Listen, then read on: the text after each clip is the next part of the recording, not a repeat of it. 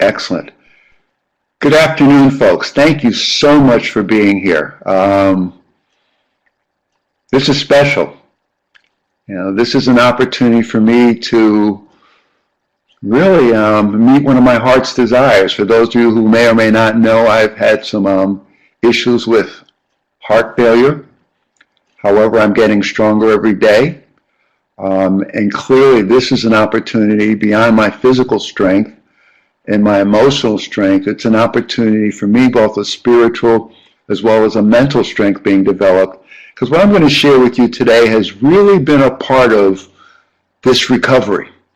I talk about recovery. I'm 39 years into my recovery from alcohol, and I also put stress in that boat. But since October, actually since my birthday in August, I've been hospitalized for about 2 months. And now I've been home for a little bit more than a couple of months. And so far, so good. Clearly for me, a lot of the things that I dreamed about as I lay in the hospital bed are coming true. And this is one of those. It's so wonderful to have my desires realized. And clearly, folks, this is my opportunity, and I hope you take it as such, to share what I continue to learn.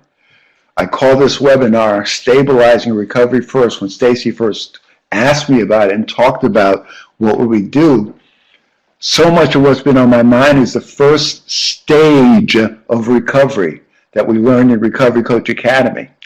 I look back at it. For 10 years, I've been a co-facilitator of Recovery Coach Academy. And over those 10 years, there have been lots and lots of lessons, and clearly lessons related to coaching recovery, but more importantly, lessons related to living recovery. And in living recovery, as I looked at my life, and there was a piece of me that wanted to feel sorry for myself, and there was clearly a piece of me that just wanted to isolate and shut myself off and down, even though there were lots of people who make an effort to help me. And then CCAR, especially Phil Valentine, started to talk about recovery first. And much of that was relative to an advocacy and to a statement that we put into the world to help people to focus on the primacy of the recovery process. And as I thought more and more about that, that's where I had to be. That's what I had to do to clearly begin to build my life in living with heart failure. A lot of people struggle with me saying that, but it is my reality. My heart, when I went into the hospital, was at 15% of its capacity. Since then, I've had a couple of devices installed, one of those being a left ventricle assist device that has helped my heart to pump the blood into my body a lot better. And I've been home now for a while, and I'm getting stronger and doing a lot of things I'd love to do and want to do. So, my long-winded effort is to share with you that this is my sharing. People talk about their legacy. What I'm talking about is something called generativity. Generativity is one of the stages of Erikson's stages of human development that really grabbed my eye and my interest. And what generativity speaks to is that people of my age can live a couple of ways. Either we can offer what we've learned into the world, or we can feel stagnant and not a part of the world. And so much of my early efforts and my early feelings where I was out of the loop, but I'm back in. So thanks for being here. And the numbers, I've got 44 participants listening to what I have to say, and I hope it helps. That's the bottom line. I hope it helps. Because in many ways what I'm going to share with you is an effort to help you to continue to develop your art of not only coaching recovery, but learning recovery, living recovery, so that you can lead recovery, not only in the lives of recoveries and people that you're looking to help, but most importantly in your own life. And that's really the way I'm framing this. I've already run this by my grandchildren, so in many ways what I'm sharing with you, I'm sharing with whoever will listen, because when I think about recovery, it's also about prevention. It's about learning how to live, which I never thought about or never learned. So welcome to Stabilizing Recovery First. Welcome to this effort to help you to think about some things you may not have thought about, especially in relation to how do we help people, and ourselves included, in the ongoing process of stabilizing recovery. So let's move on. This is a diagram of the Recovery Coach Academy stool. I left out the layer on the stool that talks about treating people as resources because this is an old version of the stool. But I place it here because I want us to make that connection with what I perceive to be developing our art of coaching recovery, keeping it real simple, and being able to feed the passion that we come in with to do this work well. Keep it simple, sensitive, listening actively, asking good questions, and finding ways to discover and manage our stuff. Listening actively is an ongoing learning and practicing of skills and techniques. You know, the science of active listening, the science that we learn in Recovery Coach Academy, it is your responsibility to continue to practice those skills and techniques and offer it as an ongoing practicing of developing your own art of not only recovery, but developing your own art of helping others.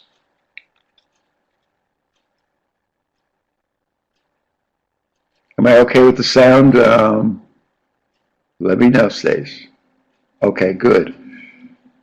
Asking good questions. It's amazing. Before I started doing Recovery Coach Academy 10 years ago, I've been doing this work for about 30 odd years.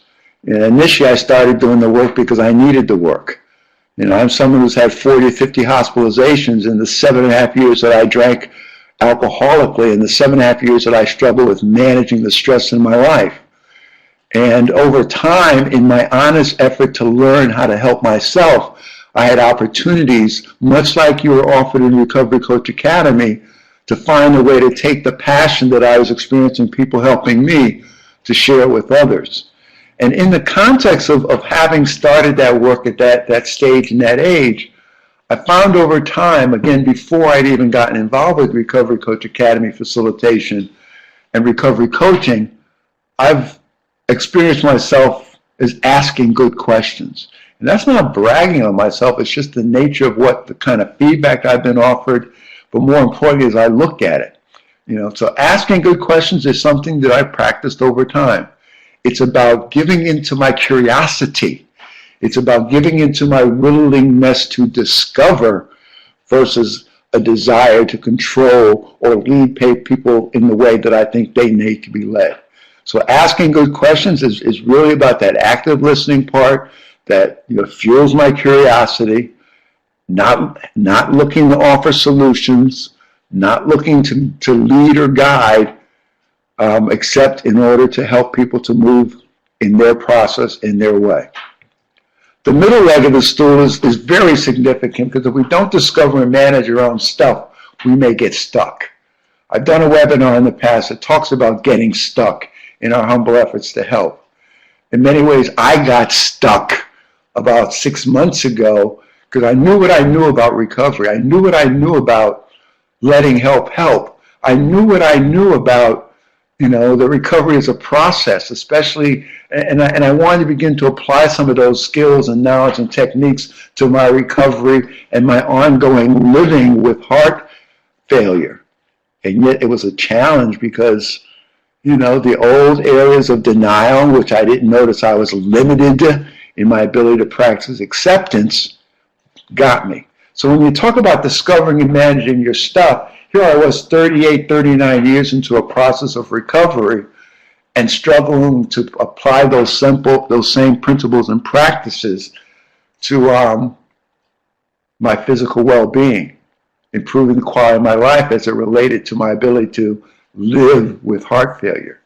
So when I think about discovering and managing your stuff, I'm thinking about how do you empower you to help others.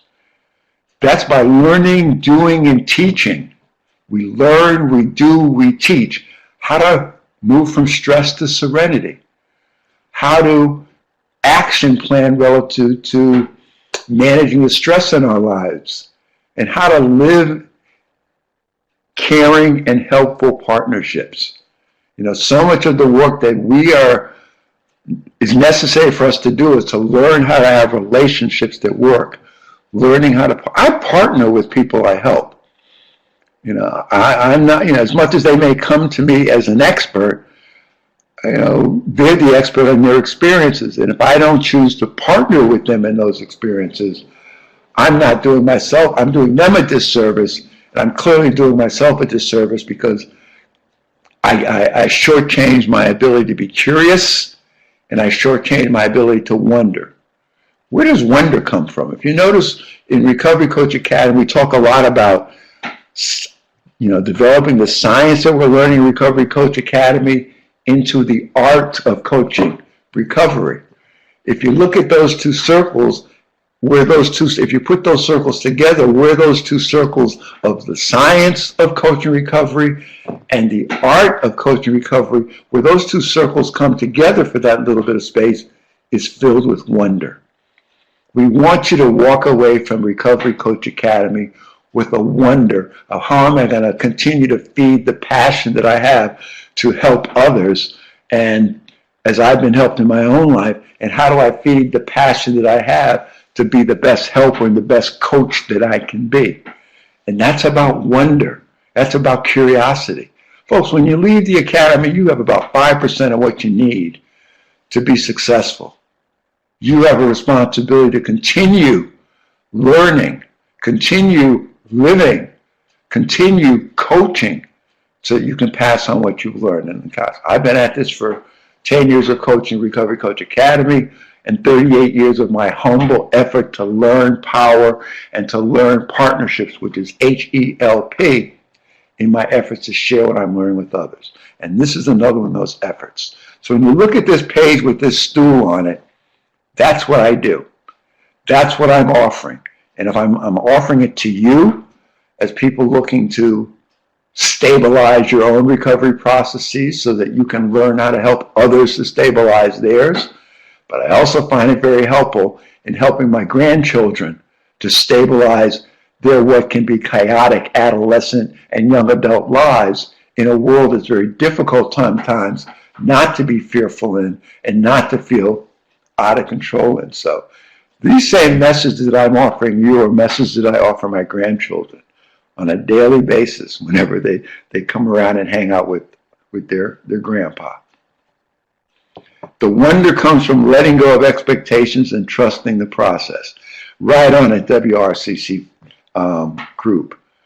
It's clearly about letting go of expectations. It's clearly about, I'm going to share some of the work of Andres Arian during this presentation. And she taught me the fourfold way of living that's really impacted my recovery from addiction, but more importantly, continues to impact my ability to live with heart failure. And when she talks about wisdom, and much like you're saying, wonder comes from letting go of expectations and trusting the process. When she talks about the way to wisdom, or the way of the teacher, which is who and what we are, the way of the teacher or the way to wisdom is to be open to the outcome and not attached to the outcome. Picture that prospect. That's the ability to be open to wonder. That's the ability to be open to surprise. That's the ability to not be attached or not to expect anything but what we get, so that we can look at it, turn it over and around and up and down and see how it works for us and in the lives of people we care about. Thanks WRCC. So I'm going to take this stool, which you're familiar with, and convert it to another stool that I developed specifically for this presentation. And this is a stabilizing recovery first stool. If you look at stage 1 of recovery as presented in the Recovery Coach Academy, it speaks about the first stage of recovery is a stage of firmness of purpose and character. Think about those concepts. We must be firm in our purpose to stabilize our recovery. We must be firm in our purpose to improve the quality of our lives, which in many ways is determined by our willingness to recover, to let go of what we've done and what we've been in relation to our addiction.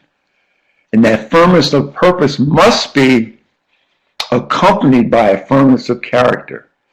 I have lots of conversations that matter with adolescents and young adults about character. I don't think we talk enough about it to young children. I don't think we talk enough about it, period. Think about character. We talk a lot about in recovery about character defects. So let's also talk about what character is. Again, folks, when I share this information with you, this is information that I share with people who are in recovery that I'm working with, as well as my grandchildren, as well as anyone who'll listen. Because for me, it's so much about stabilizing recovery is also stabilizing our lives and our lifestyles. It's paying attention to it as heart and meaning when it comes to who we are and how we want to be. So when you look at this stool about stabilizing recovery first, it's about learning about addiction. It's about managing anxiety. And it's about developing self-responsibility. These are three key tasks that are talked about in stage 1 of recovery as is presented in Recovery Coach Academy. What do we do? Spend about 45 minutes on it when I think we can spend much more time looking at it, thinking about it, and working with it. Again, doing these webinars is an effort for you to take a little bit more of an in-depth look at some things that I hope you will continue to thinking about and working on and taking care of. So the question becomes, how do we help recovery stabilize recovery first stage? More importantly, how do you stabilize the recovery first stage in your lives? As we move through this presentation, learn to be able to do, to be able to teach. Learn, live it, and lead it. When I talk about lead it, you lead it in relation to helping recoveries lead their lives, but also it's in relation to you leading your life. There was an article that I read about 3 or 4 years ago in the Harvard Business Review that talked about, are you living your life or are you leading your life? And the difference between those two concepts is when I lead my life, I've got a plan that I'm following. And that plan that we can follow, I think there's lots of information in looking at this first stage of recovery, learning about addiction, managing anxiety, and developing self-responsibility that goes a long way in stabilizing lives first. I guess that's really what I was thinking about when I thought about living with heart failure. How do I stabilize my life? And thank goodness I've had the experience of stabilizing my life in relation to recovery that has really steadied me well. Yeah, clearly, strong peer supports support this process. I think one of the webinars we'll be doing soon, again coming from stage 1, is letting help help. So many times I've had the experience where people come to me and ask for my help, and then they struggle to accept my help. Have you ever been in that situation where people, they may be open to the prospect that they've got a problem. They may agree that they don't know what they don't know about being a solution in their own lives to solving that problem. And then as we talk with them about taking steps to do that, they don't let help help. I did a research project years ago through the Yale Research Organization, and I helped to facilitate people's involvement in 12-step programs. And much of that was just helping people to think about steps 1, 2, and 3. Admitting that they had a problem, appreciated they needed help in that problem, and then turning their lives over to care in relation to addressing that problem. And so many people fell out of the research project when it came to opening that closed door of letting help help, which is what step 3 talks about. Step 3 has become an important piece of what I think about. I do something called care recovery, and what that speaks to is that it's about turning my life over to care. And that's what I had to do in learning how to live with heart failure. I think I did well enough in turning my life over to care as it came to my doctors and nurses, the clinical staffs that were supporting my efforts and continue to support my efforts. But it was a much more difficult task to turn myself over to the care of my wife, because I felt she was controlling me. that she was telling me what to do when I was a grown man, even though I was a grown man who could barely take care of himself because of the atrophy of my muscles, and more importantly, the adjustments I needed to make to live with heart failure. So how do we help recovery stabilize recovery first stage? A key role of our responsibility as recovery coaches is that of a truth teller. In performing this role, recovery coaches provide honest and helpful information, offer suggestions, help recoveries identify patterns of behavior while telling recoveries the truth without blame or judgment. Not only do I work to tell recoveries the truth without blame or judgment, I'm also telling myself as I tell that truth, don't blame or judge myself. And I'm suggesting to recoveries that they do the same. As you tell your truth, work hard not to blame or judge yourself. Think about how judgment and blame shortchange our communication process, but more importantly, shortchange our willingness to be vulnerable, shortchange our willingness to let help. So the question that I posit relative to this piece is, how do you provide information, and I call them recovery tasks, in support of your performance and your practice of fulfilling the role of truth teller in helping recoveries stabilize recovery first? Hint, hint, hint. It's very difficult to give to someone else what I haven't mastered myself, or what I am not in the process of mastering. I call what I do to help you and what I do to help recoveries is helping people with performing their lives as best that they can. I call it performance support. I call it recovery coach performance support. I call it recovery performance support. It's about the ability to perform the roles and the tasks that are critical to our ability to live well, that are critical to our ability to live healthfully, that are critical to our ability to live and learn and lead a recovery process. So again, in providing information and recovery tasks, I suggest that you do it for yourselves as well. That stage one in the stages of recovery has some very potent foundational information that is critical for us to practice as well as offer to recoveries to practice. When I look at this truth teller role, for me, it spells of education. It spells of I provide recoveries with tasks related to stage one and stage two specifically. I provide them with tasks about learning about addiction. I provide them with tasks on how do they begin to develop personal self-responsibility. I provide them with tasks on developing ways of managing their anxiety. And coupled with providing those tasks are learning opportunities that help guide their research, that help guide their engagement in developing and practicing what might be helpful in strengthening their recovery process. Stabilizing recovery first. It's an action activity.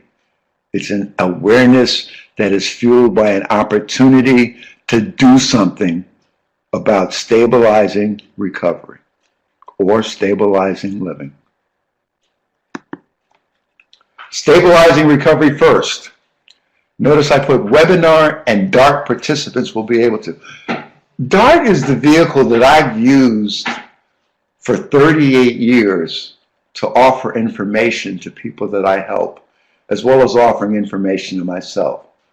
The first time I used DART was in an adolescent inpatient treatment facility where I would meet with adolescents once a week over the length of their stay in treatment. And at that time, I was asked to come in and talk with adolescents with alcohol and drug problems. So I went in there and I developed DART. And DART was the Drug and Alcohol Resource Team. So 38 years ago, for me, resources was a valuable way of thinking about not only what I bring to people, but also what I expect people to be as I make an honest effort to help them. Remember the seat of the stool of Recovery Coach Academy says, treating people as resources. We talked about the spectrum of attitudes. We can treat people as resources, we can treat them as recipients of our wonderful services, or we can treat them as objects. And forever and ever, I've wanted to be treated as a resource in the process of my living and my recovery, and I treat other people the same way. When we treat people as resources, the bottom line is we treat them with dignity and respect. So for me, DART was the Drug and Alcohol Resource Team with adolescents.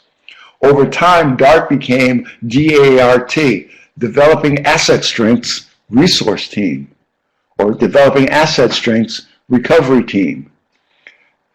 DART has also become Developing Art of Recovery, Developing Art of Coaching Recovery. You might have seen some of these acronyms. You know, it's amazing. Early in my recovery process, and even to this day, I dream acronyms.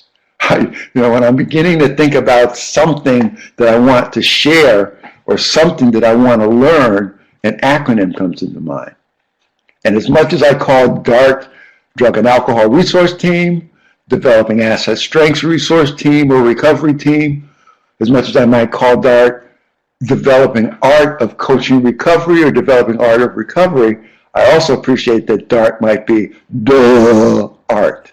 D, capital D, small UH, capital A, capital R, capital T. It's my humility staying intact.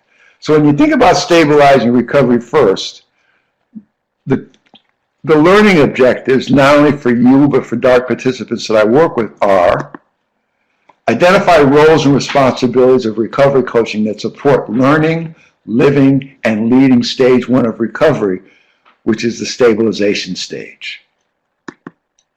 Describe 4 addictions that may limit the process of stabilizing recovery. I'm excited to share the 4 addictions with you.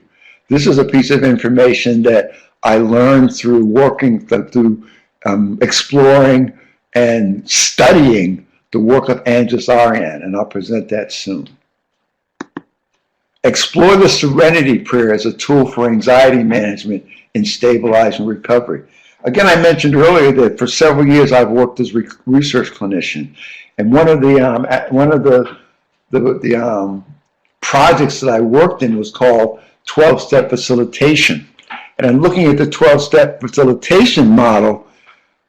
We were looking at the concept of the Serenity Prayer, and they identified the Serenity Prayer as a resource or a tool for anxiety management that has studied me very well.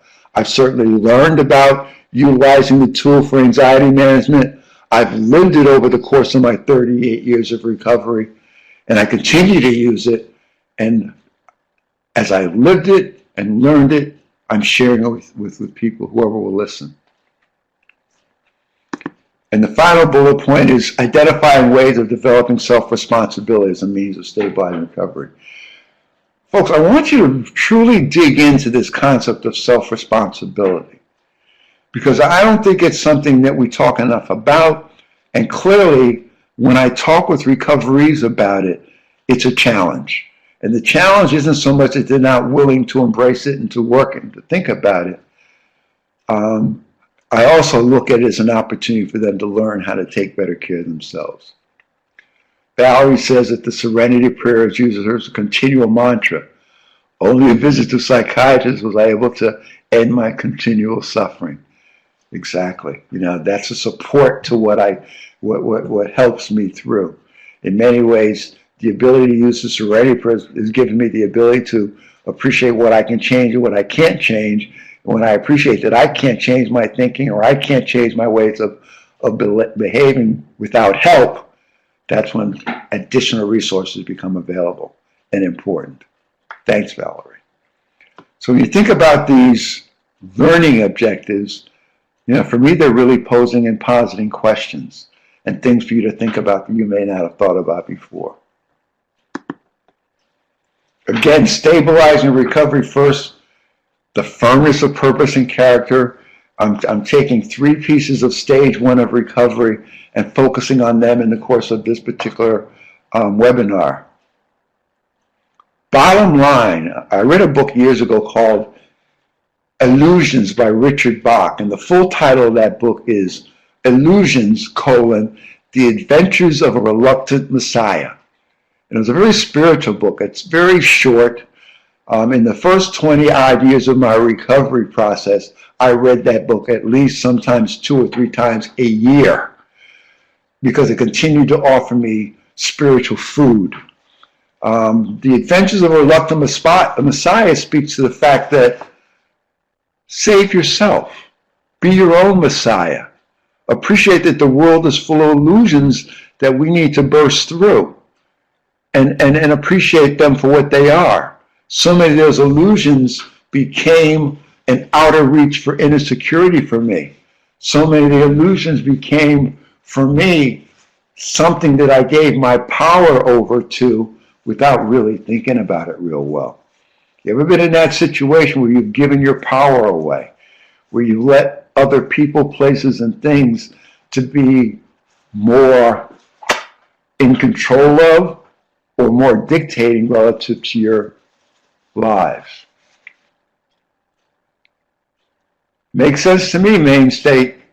I think it's a very powerful tool. I can't get enough of it. You know, we've got a picture of it on the wall in my bathroom. When I talk to my grandchildren about serenity and the serenity prayer, they quickly repeat it, and it helps them to at least think about, you know, where their abilities lie.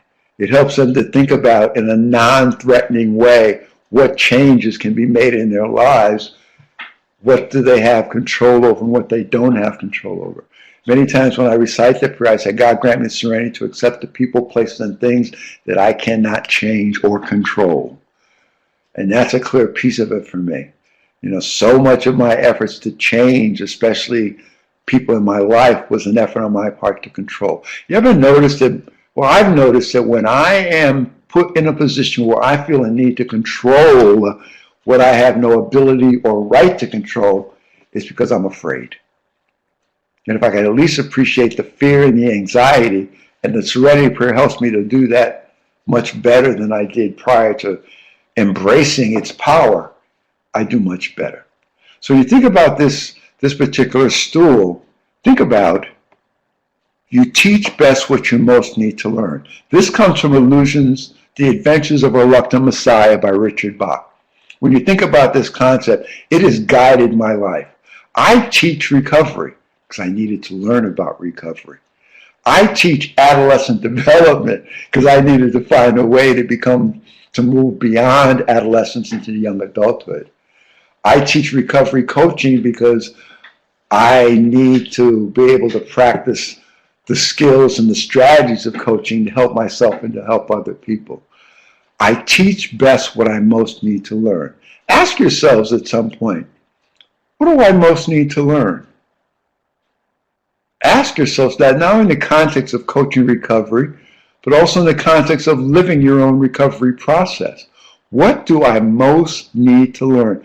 That also lends itself to a certain amount of humility. I am not the know-it-all person that I thought I was. And again, so many times we get tricked into believing, because as a result of some things that we've done, learned, or have been noticed about, we think we're in a position to know it all. But that's not the case. I mean, one of the traps that I fell in as a result of being a Yale student and a Yale graduate, that people, you know, had the feeling that I knew everything. And that wasn't the case. You can get swayed by that. Your head can get, swelled by that.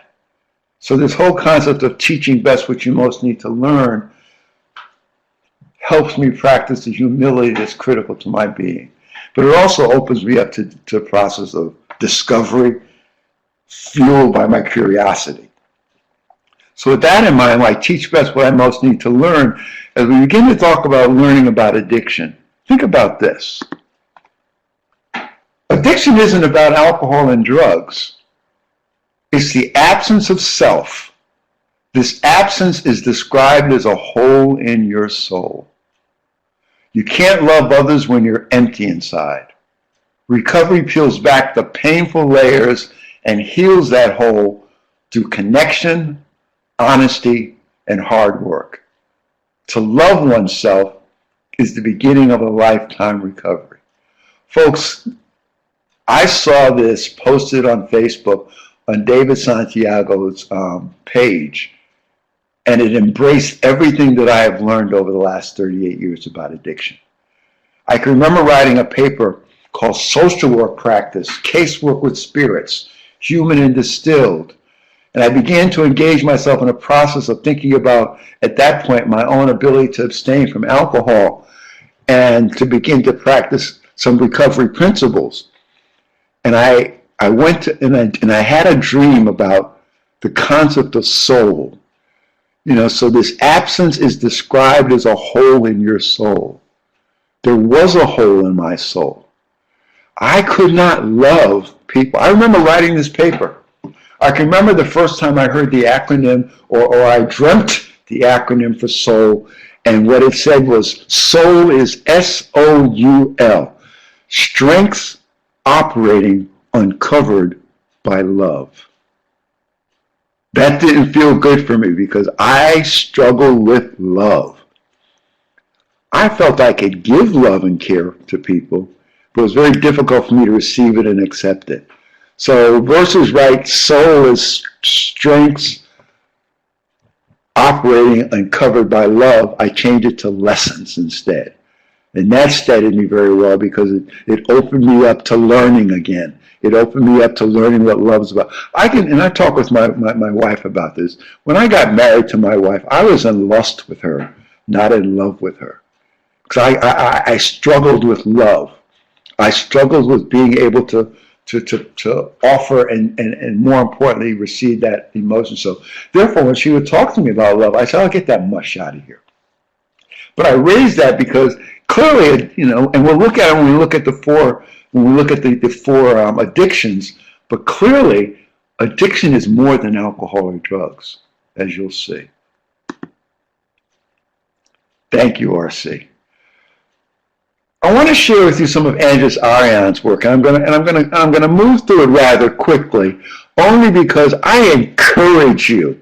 She wrote a very powerful book that I read, among other things. She passed away about 2 years ago, and it really put a hole in my own soul, because I have learned so much. She's a cultural anthropologist, and she's looked at the ways that people live together all over the world to century after century. And this is the information she came up with. And again, I'm going to move through it rather quickly because I encourage you to pick up The Fourfold Way of Living, which is the first book that I read by her.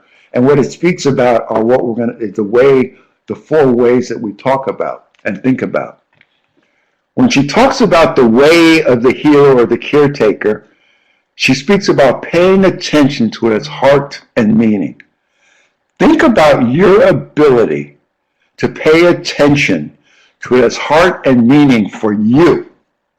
So many times that outer reach for inner security, and so many times when we give our power away is because we're paying attention to its heart and meaning for someone else. And sometimes that can be recoveries as well. I do want to pay attention to its heart and meaning for recoveries. However, I can't pay more attention to that than they do. And nor can I allow it to distract me from what I need to do and be. So when she talks about the way of the healer, the caretaker, what she's really talking about is love. The light side of love is our ability to open ourselves up to love. As I talked about, I struggled with that. Having gratitude, acknowledging an acknowledgement of love and care, and offering the validation of it, both for ourselves and to others. She talks about the shadow side of love, the light side versus the shadow side. The shadow side of love are the 4 addictions: the addiction to intensity, the addiction to perfection, the addiction to the need to know, and the addiction to what's not working rather than what is working. Intensity is the shadow side of love. I'm going to offer you more information about these 4 addictions, but before I move into that, think about these 4 addictions. When I share these with recoverees, I'm asking them to think about possible barriers or possible pieces that limit their ability to recover. So let's look at them. Again, I'm going to move through these rather quickly because I want you to, embrace this information. I think you want to get a copy of this PowerPoint so that you can continue to digest it and read it. And any questions that come up for you, feel free to connect with me. My email is very simple. It's small letters, SOULHELP @me.com. SOULHELP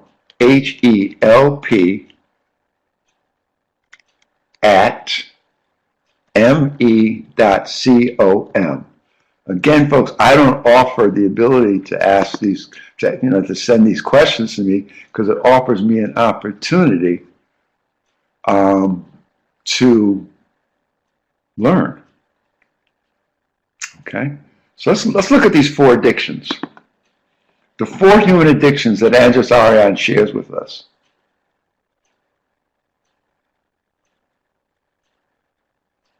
Check with Stacy about printing the slides. Yeah, she's on it. She's on it. The 4 addictions by Andras Arian. And again, I'm going to run through them, but embrace them as an opportunity to also think about how these 4 addictions can get in the way of a recovery process, or how these 4 addictions, more importantly, get in the way of living well. The addiction to intensity is often demonstrated by people who have a low tolerance for boredom, like my grandchildren. If life becomes too dull or too routine, intensity addicts will dramatize, sensationalize, and exaggerate their life experience in order to feel alive. Addiction to intensity. Many intensity addicts will use drugs, alcohol, and sex to intensify their experiences and create the illusion of more vitality and aliveness. Think about the intensity addict who jumps from airplanes or puts themselves in harm's way as a result of getting a high. Intensity is the shadow side of love. 4 human addictions. The addiction to perfection. I lived with this one for too long.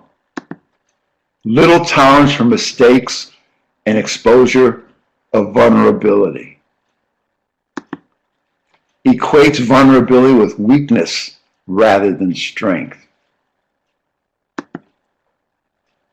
Denial of humanness and investing all energy in maintaining a cultivated image or facade. Talks about the masks that we can wear, of how they want to be seen rather than exposing who they truly are. Again, that challenge and that struggle with being who we are and being vulnerable.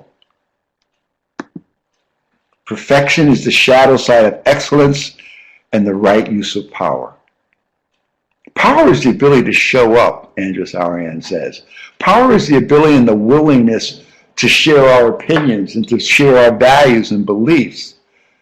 And power is having a presence in living. I isolated too much in my life. I allowed myself to disconnect too much in my life versus being present and having a presence in my own life. Addiction to the need to know. Driven and compulsive about the need to know or to understand. Disliking surprises and unexpected events. Masters of control with strong trust issues. And again, folks, that word control for me spells fear. I am afraid of something, so it puts me in a position not to be able to trust something, And therefore, I try to control. And part of that control is just shutting it out and shutting it off. If you don't let me know what I need to know or want to, if you don't let me know what I want to know, I have no use for you sometimes. Not a good place to be, because it doesn't open me up to the possibilities. The addiction to need to know is inflexibility, blameless, critical, and arrogant. Sounds familiar in the day and age of some of what's going on in our Washington. The need to know is the shadow side of wisdom. Again, when Andrés Arian speaks about wisdom, she talks about be open to the outcome, not attached to the outcome. That's the way to wisdom. The way to wisdom is not the need to know. It's not gathering all the knowledge that you can. It's about being open to the outcome, having conversations that matter, and being comfortable with that. The 4 Addictions by Andrés Arian. Addiction to being fixated on what's not working rather than on what is working. It's a tendency to look at life from a fixed perspective.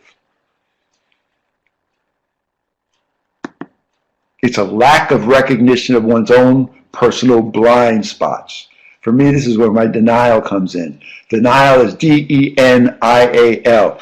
Don't even notice I am limited, and that limitation is many times related to my blind spots, my inability or refusal to look at something with an open mind and an open heart. Addiction being fixated on what's not working rather than what is working is a tendency to magnify negative experiences and blow them out of proportion. Pour me, pour me, pour me a drink. An inability to trust intuitive information. The more well I become, the more able I am to trust my intuition.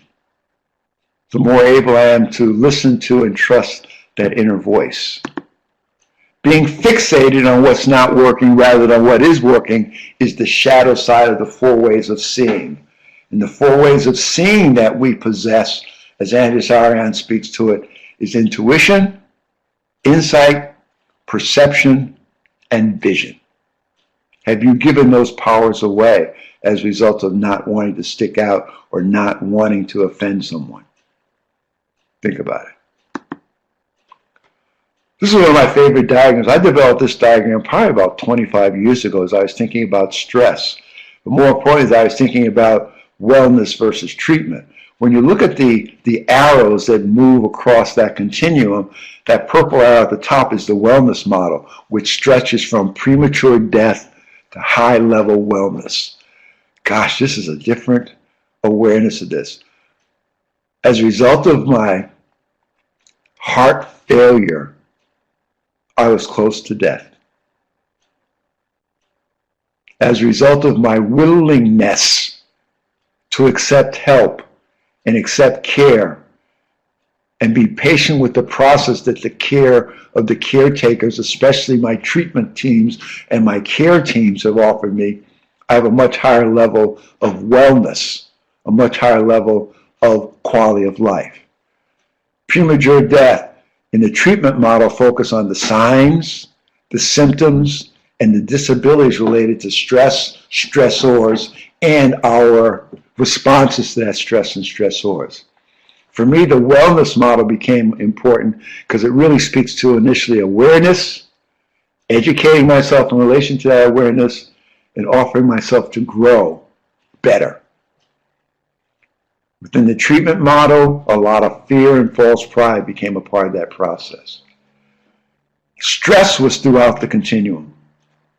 And yet, the humility that I was able to embrace beyond the fear and the false pride began to offer me some serenity, which began to impact my stress.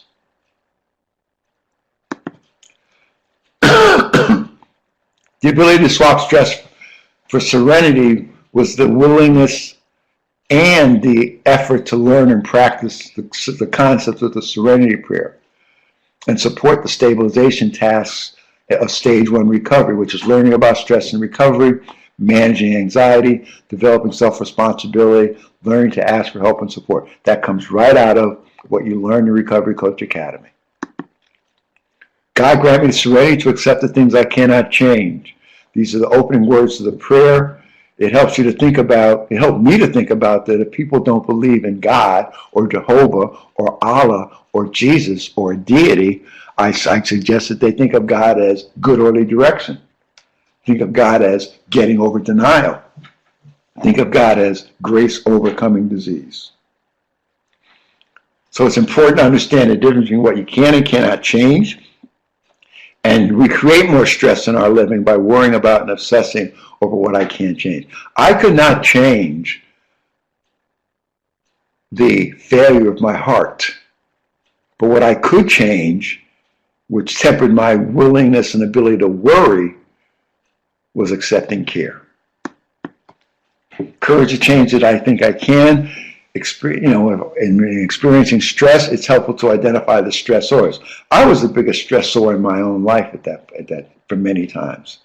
As worthy as the people and the causes that I could be involved with, if we're experiencing stress and anxiety in these relationships and causes, this can be a source of stress as well. You are responsible for choosing what occupies your time, focus, and effort. And again, folks, much of this work has been developed to help recoveries.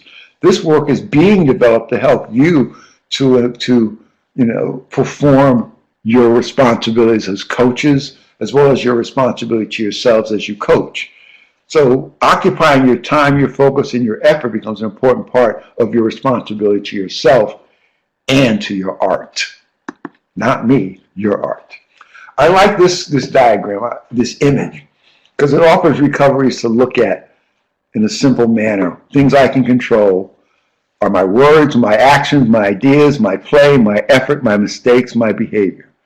Things that are outside of my control are other people's mistakes, other people's feelings, other people's ideas, other people's behaviors, other people's play, other people's words, and other people's actions. Nicely done. Very succinct. And again, it offers conversations that matters with people that I make an effort to work with. Wisdom to know the difference. Take time to think about your stressors. Apply your wisdom or the wisdom of a trusted partner to identify the stress and that you can change or not change. If the stress is something you can change, choose to change it. What you choose to do is to swap your stress for serenity. It's a choice, not a chore. Now I'm going to talk a little bit about developing self-responsibility, and I'll probably end up doing a webinar to tease this out even more, because this is a significant part of the work that I'm making an effort to do with my grandchildren. My grandchildren, again, are 14, 17, and 26. All of them are in different levels and stages of adolescence and young adulthood. So when we talk about self-responsibility, it's the acknowledgement that you, through your thinking, feeling, and behaving, are in control of how you experience life, work, family, etc. For many people, becoming truly responsible requires changing core beliefs. Barbara writes, I often feel anger of systemic issues that I cannot change. Not accepting things I can change can often make you feel angry, and in turn misplacing that anger clearly. And the ability to get beyond the anger is so much a part of learning to practice acceptance.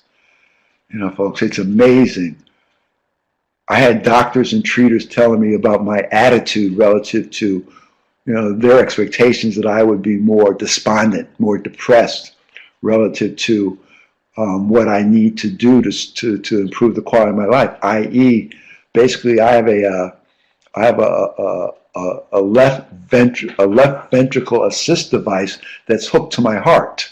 It's run by batteries, and I depend on it to pump my heart so that I can live well enough. And they wondered how my attitude was so strong relative to being able to do this with them and appreciating and accepting what they offered me as far as care. And it kept coming back to acceptance. When I talk about the ability to continue recovery, it's been based on what I've learned over time relative to my process. And acceptance has been the answer to all my problems, especially over the last 6 to 8 months relative to living with heart failure. I want to share with you the fundamental components of recovery. I love this diagram. At some point, it'd be nice to replay, because what you get all these principles in Recovery Coach Academy, except you have them in a bullet list: self-direction, person-centered, empowerment, holistic, non-linear, strength-based, responsibility, peer support, respect, and hope. I use this piece, as you see, and help people to think about developing self-responsibility and self-direction, which is critically a part of what we do. I mean, person-centered, self-direction are part of the fundamental components of recovery. It's working our hardest, showing respect, making good choices, being honest and fair, admitting mistakes and apologizing, working on activities independent of your coach, working with others to settle arguments quickly. This is information I share with recoveries to help them to think about this. This is another piece. This is what I do now, way of care recovery. For me, care recovery is recovery and care that I've learned over time. It's fundamentally directed by the recovery. It allows the recovery to lead the way. It allows them the authority to act on their choices and make decisions based on their plans and goals. Recovery coaching, care recovery. Developing personal or self-responsibility. I am responsible for my choices and actions. To be responsible in this context means responsible not as the recipient of moral blame or guilt, but responsible as the causal agent in my life and my behavior. I am responsible. I can't blame anyone. Realizing that we are the authors of our choices and our actions. Each one of us is responsible for our life and well-being and for the attainment of our goals. The question is not who's to blame, but always the question is what needs to be done. How do I act on this to improve what I need to improve? The Way of Care Recovery talks about self-care and recovery, a personal responsibility. It's the fundamental components of care recovery. And finally, developing self-responsibility. Life blooms when we take responsibility for our full human experience. Let us once more take back control of our attention, i.e. pay attention to what has heart and meaning for yourself. Let us once more take back control of our attitude and affections. Let's get our stuff together and be conscious and joyous adults. Thank you, folks. I hope this helped.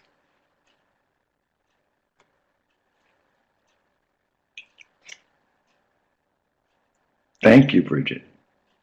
Thank you, recovery coaches. This has felt really good. Thank you so much for being here. I mean, I so appreciate this opportunity. For me, hope is HOPE, having opportunities present every day. And for me, folks, it's the opportunity to share what I'm learning. You know, not to seem fatal or not to cast any doom or doubt, because I'm going to work real hard to take care of myself.